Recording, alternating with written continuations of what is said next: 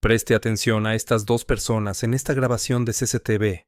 El hombre visiblemente agitado y apuntando con una pistola es Vincent Calibres, un mecánico de automóviles de 38 años. La mujer que discute con él desde el otro lado del arma es la doctora Patricia Holloway, una respetada cirujana cardíaca de 41 años. Ella no sabía que estos eran los últimos momentos de su vida. Un par de minutos después, justo allí frente a la casa de Patricia, el hombre con el arma cambiaría la trayectoria de las vidas de ambos para siempre. A las 7:07 de la mañana del 28 de diciembre de 1999, el centro de despacho del 911 del Departamento de Policía de San Diego recibió una llamada frenética del afluente barrio de La Joya. Una vecina, con la voz temblorosa por el pánico, informó haber oído disparos. Entre respiraciones agitadas, describió haber visto a una mujer tendida inmóvil en el césped. También vio al tirador, un hombre que no corrió, ni se alejó a toda velocidad en un coche. Simplemente, se dio la vuelta y se alejó de la escena con un ritmo tranquilo y pausado. Unidades policiales acudieron al lugar con prisas, preparándose para una peligrosa cacería humana en las tranquilas y sinuosas calles. Pero el sospechoso no se escondía, y la persecución que esperaban nunca ocurrió. En cambio, lo que les esperaba era de algún modo mucho más inquietante. La doctora Patricia Holloway fue, según todos los criterios públicos, un éxito. A los 41 años, era una cirujana cardiotorácica muy respetada en el Mercy General Hospital, ganando un salario anual de más de $425,000. Sus colegas de la junta directiva del hospital elogiaron su habilidad técnica, destacando una alta tasa de éxito en procedimientos complejos para salvar vidas.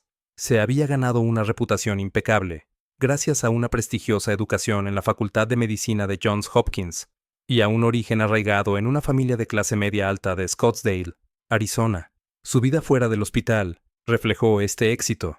Una casa de $1,200,000 en Torrey Pines Road, un Mercedes E320 plateado y una agenda social repleta de la élite de la ciudad, divorciada y sin hijos.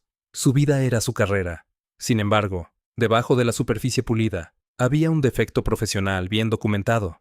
Los registros hospitalarios y las revisiones de los pacientes, que luego serían examinados por los investigadores, revelaron un patrón distintivo en su comportamiento. Mientras que los pacientes ricos con seguro privado recibieron consultas largas y atentas, aquellos con Medicare u otros programas de asistencia pública informaron una experiencia diferente. Describieron a la doctora Holloway como fría, despectiva e impaciente. Las consultas a menudo se interrumpían, las preguntas eran desestimadas con jerga técnica, y los familiares notaron una clara sensación de irritación. Esto no fue solo una mala manera de tratar a los pacientes, era un sesgo constante que separaba a sus pacientes según su riqueza. Su mundo de precisión y privilegio era ordenado y estéril, muy alejado de las vidas de las familias de clase trabajadora, que a veces terminaban bajo su cuidado. A finales de 1998, ese mundo estéril estaba a punto de chocar con una familia que no tenía nada más que ellos mismos, cuando una referencia para una viuda de 67 años llamada Rosa Calibres aterrizó en su escritorio. El mundo de Vincent Calibres giraba en torno a su madre. A los 38 años, Vinnie era un mecánico de automóviles tranquilo y trabajador que ya había sufrido pérdidas significativas. Después de que su esposa muriera en un accidente automovilístico años antes, su madre de 67 años, Rosa, se convirtió en el único foco de su vida. Rosa, una inmigrante italiana que había trabajado durante 40 años como costurera, era una mujer cálida y resistente. Cuando le diagnosticaron estenosis de la válvula aórtica a finales de 1998, Vinnie se dedicó por completo a su cuidado. Investigó médicos, asistió a todas las citas e hizo todo lo posible para traducirle la compleja información médica. Su único objetivo era ayudarla a superar la cirugía que prometía salvarle la vida. El 12 de enero de 1999, Vinnie y Rosa estaban sentados en la pulida sala de espera del consultorio de la doctora Patricia Holloway en el Mercy General Hospital. Según declaraciones posteriores de Vinnie, vio a la doctora Holloway pasar casi 45 minutos con una pareja bien vestida frente a ellos, riendo y hablando cálidamente. Cuando finalmente llamaron a los Calibres, la atmósfera cambió instantáneamente.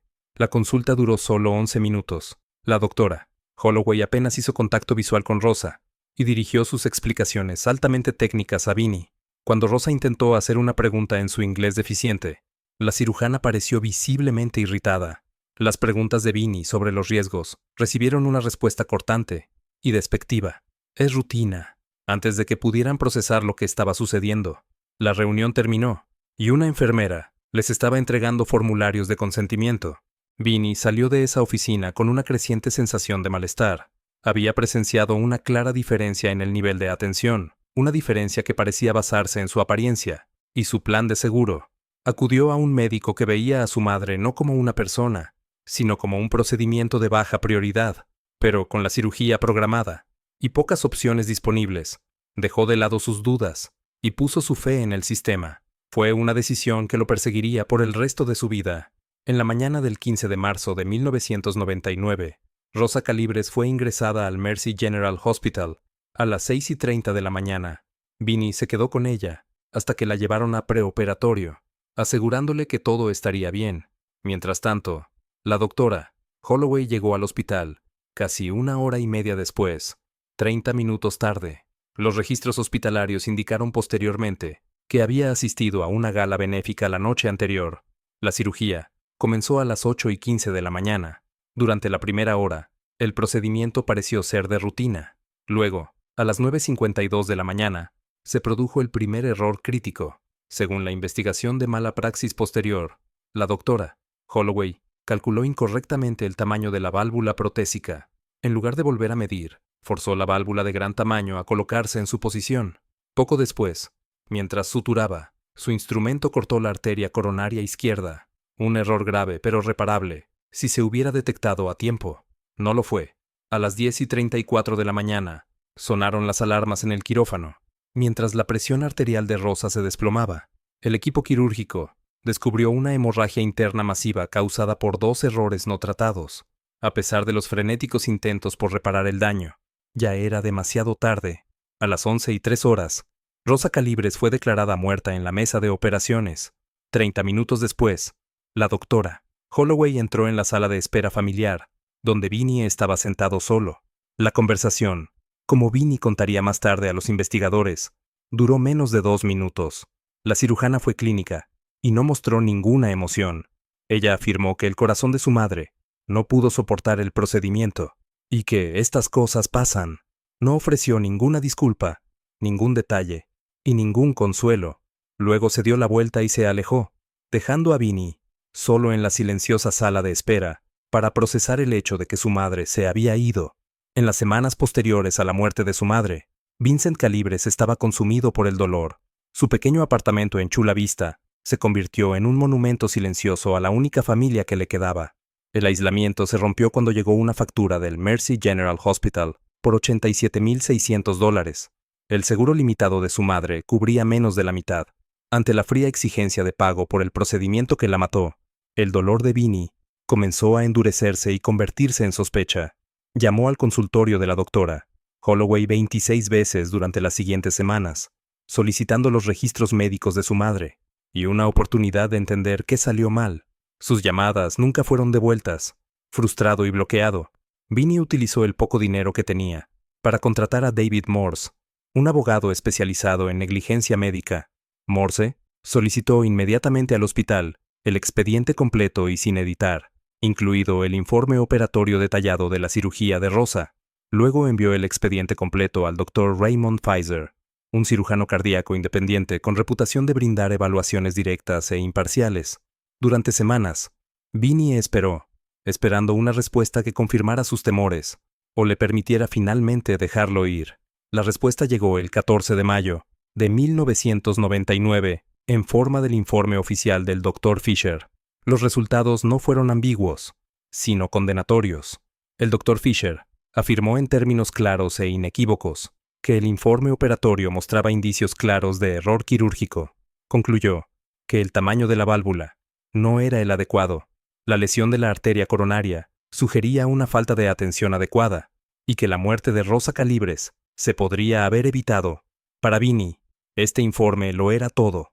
Fue la prueba de que la muerte de su madre no fue solo un desafortunado accidente, fue un error fatal e inexcusable. Armado con el informe de los expertos, el abogado de Vinnie presentó una demanda por negligencia médica contra la doctora Holloway y el Mercy General Hospital. El 3 de junio de 1999, la respuesta fue inmediata y agresiva. El poderoso equipo legal de la doctora Holloway presentó una moción de desestimación, alegando que la muerte de Rosa se debió a sus propios problemas de salud subyacentes. Durante todo el verano, Vinnie asistió a declaraciones y audiencias, observando cómo la doctora Holloway, con sus costosos trajes de diseñador, no mostraba ningún remordimiento. Durante su propia declaración en agosto, afirmó fríamente que el procedimiento se realizó según el estándar de cuidado, y que el resultado, aunque desafortunado, no era el esperado. El sistema legal en el que Vinnie había depositado su confianza comenzó a desmantelar sistemáticamente su caso. Los abogados del hospital lo enterraron en papeleo y mociones legales. En octubre, el caso pasó a mediación, donde el hospital ofreció un acuerdo de $75,000, una cantidad que apenas cubriría los gastos médicos y funerarios. La oferta era condicional. Vinnie tuvo que firmar un acuerdo de confidencialidad y aceptó legalmente que no había ocurrido ninguna irregularidad. El golpe final llegó el 9 de noviembre, cuando un juez desestimó las partes más críticas del testimonio experto del Dr. Fisher. Basándose en un tecnicismo legal, el abogado de Vinnie le informó que sus posibilidades de ganar en el juicio se habían desplomado a menos del 15%. Sintiéndose derrotado y económicamente agotado, Vinnie aceptó el acuerdo el 18 de noviembre. Después de pagar todos los honorarios, le quedaron solo $8,400. La doctora Holloway nunca asistió a la reunión de conciliación y nunca ofreció disculpas. Vinnie salió de la oficina del abogado con un cheque en el bolsillo, pero sin justicia, sin rendición de cuentas y sin cierre. El sistema había emitido su veredicto final e insultante. El proceso fallido fue el punto de quiebre. Sin ningún recurso legal disponible, Vincent Calibres cayó en una depresión profunda y aislante. Dejó de ir a trabajar al taller mecánico, y su pequeño apartamento se convirtió en una habitación oscura, llena de fotografías de su madre, pilas de documentos legales y recortes de periódicos sobre negligencia médica. Dejó de relacionarse con sus amigos y pasó sus días consumido por una singular obsesión ardiente: la doctora Patricia Holloway. Su vida, a diferencia de la de él, había continuado sin interrupciones. Impulsado por un sentimiento de profunda impotencia, comenzó a conducir su Ford F-150 de 1991 hasta La Joya. Se estacionaba durante horas, observando desde la distancia la costosa casa de la doctora Holloway. La vio salir hacia el club de campo, regresar con bolsas de compras y organizar cenas. Para Vinnie, cada luz encendida en su casa era un símbolo de la injusticia que había sufrido. Estaba observando a una mujer que, a su juicio, había quitado una vida sin consecuencias, y el sistema legal la había recompensado por ello. Su dolor se transformó en una ira fría y metódica. El 13 de diciembre de 1999, esa ira tomó forma concreta. Vinnie condujo hasta una tienda de armas en El Cajón, llamada Patriot Arms. Al no tener antecedentes penales ni problemas de salud mental en su expediente, su verificación de antecedentes se aprobó de inmediato. Compró legalmente una pistola Glock 17 de 9 milímetros y varias cajas de municiones, diciéndole al empleado que las quería para proteger su hogar. Salió de la tienda con el arma en una caja en el asiento del pasajero. Ya no se limitaba a observar, ahora se estaba preparando. La compra del arma fue el punto de inflexión definitivo. En la semana siguiente, las acciones de Vincent Calibres se volvieron metódicas y precisas. Llevó la Glock 17 a un campo de tiro en Santee, en 2 ocasiones distintas, para familiarizarse con el peso, el retroceso y la precisión del arma. Su vigilancia sobre la doctora Holloway también se intensificó, pasando de la observación sin objetivo a la recopilación de datos.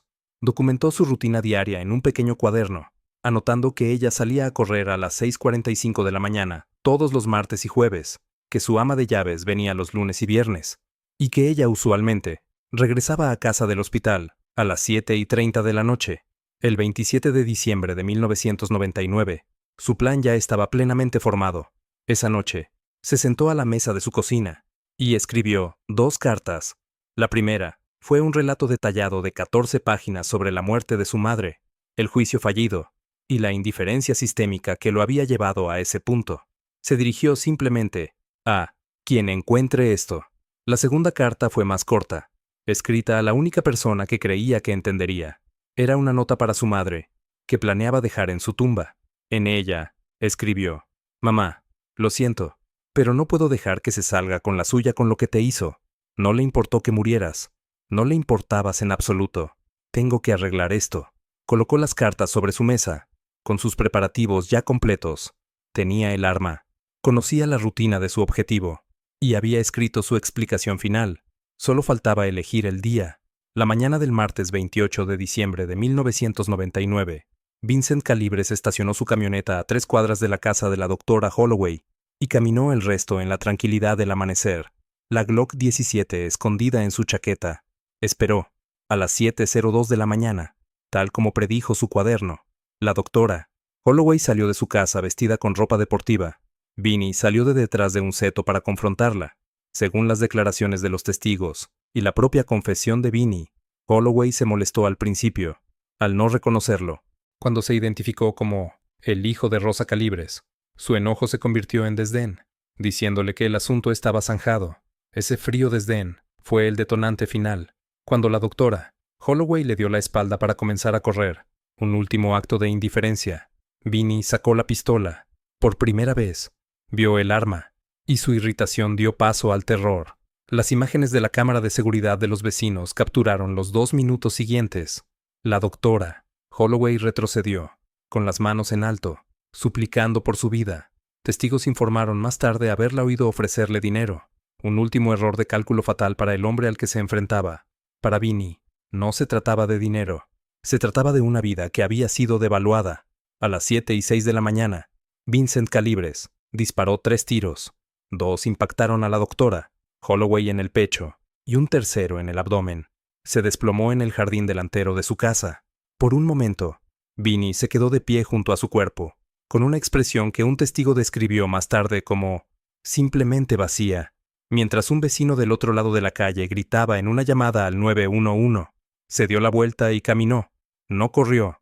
De regreso por donde había venido, dejando a la cirujana morir en el perfecto césped verde de la vida que había construido, mientras los paramédicos declaraban muerta a la doctora Holloway. A las 7:17 de la mañana, la policía localizó la camioneta de Vinnie a solo 3 cuadras de distancia. Lo encontraron sentado tranquilamente en el asiento del conductor, con la Glock 17 apoyada en el asiento del pasajero. Se rindió sin resistencia, sacando las manos por la ventanilla antes de que pudieran siquiera dar una orden. Sus primeras palabras a los oficiales que lo arrestaron fueron directas y sin emoción. «Yo lo hice. Yo la maté. Ella mató a mi madre, y a nadie le importó». Para los detectives principales de homicidios, Sara Mendoza y Robert Wong, el caso parecía ser el más sencillo que habían manejado en años. Tenían pruebas en video, múltiples testigos presenciales, un arma homicida y un sospechoso que ya había dado una confesión completa. Pero esa tarde, la detective Mendoza ejecutó una orden de registro en el apartamento de Vinnie, y el caso comenzó a cambiar. En la mesa de la cocina, encontró la carta de 14 páginas que él había dejado. Ella se sentó en su coche y la leyó entera. No era el manifiesto inconexo de un loco, era un relato metódico y desgarradoramente detallado de la muerte de su madre, el despido frío del hospital, la demanda fallida y el peso aplastante de un sistema judicial que, según él, lo había ignorado. Mendoza era una detective veterana que había visto innumerables motivos para el asesinato, pero esto era diferente. La carta no excusaba el crimen, pero lo explicaba con dolorosa claridad. El caso, claro y evidente, ahora tenía un contexto profundo y preocupante. El hombre bajo su custodia era un asesino, pero al terminar la última página, Mendoza comenzó a preguntarse si también era una víctima. El juicio de Vincent Calibres en agosto de 2000 captó la atención de San Diego, convirtiéndose en un punto álgido del debate público sobre dónde se encuentra realmente la justicia. La fiscalía pintó la imagen de un hombre que se autoproclamó juez, jurado y verdugo, presentando una cronología clara de la premeditación, la vigilancia, la compra de armas y las cartas. En respuesta, su defensor público argumentó que se trataba de un caso de homicidio voluntario, contando la historia de un hijo afligido, llevado al límite, por un médico negligente, y un sistema que le había fallado por completo. La evidencia de los acuerdos previos por negligencia de la doctora Holloway y el contundente informe pericial sobre la muerte de Rosa quedaron expuestos ante el jurado. En contra del consejo de su abogado, el propio Vinnie testificó. Fue honesto y directo. admitiendo que su crimen estuvo mal, pero negándose a disculparse por la ira que lo alimentó. Mi madre murió, porque un médico no la consideró lo suficientemente importante como para preocuparse por ella, dijo en la silenciosa sala del tribunal. Sé que tengo que pagar, pero quiero que entiendan que la vida de mi madre importaba. Después de 2 días de deliberación, el jurado emitió un veredicto que no satisfizo a nadie. Culpable de asesinato en segundo grado. Reconocieron la provocación emocional, pero no pudieron condonar el acto, condenándolo a entre 15 años y cadena perpetua. En los años siguientes, el caso dejó un complejo y trágico legado. La muerte de la doctora Holloway desencadenó una revisión interna en el Hospital General Mercy, que revisó discretamente sus políticas, después de que se revelaran 2 de sus acuerdos previos por negligencia médica, revelando un patrón de negligencia. El caso en sí se convirtió en un símbolo local de las profundas deficiencias de la atención médica y la ley, un ejemplo escalofriante de la facilidad con la que las mismas instituciones diseñadas para protegerlas pueden defraudar a las personas. Vincent Calibres fue un preso modelo. Tras negársele la libertad condicional 3 veces, finalmente fue liberado en noviembre de 2024, a los 63 años, tras cumplir casi 25 años. Ahora es voluntario en una clínica de asistencia legal, ayudando a familias como la suya a navegar por el mismo sistema que lo quebró. Llegamos al final de este video. Comenta en los comentarios, dale like al video, suscríbete y activa la campanita para disfrutar de próximos videos como este. Hasta la próxima.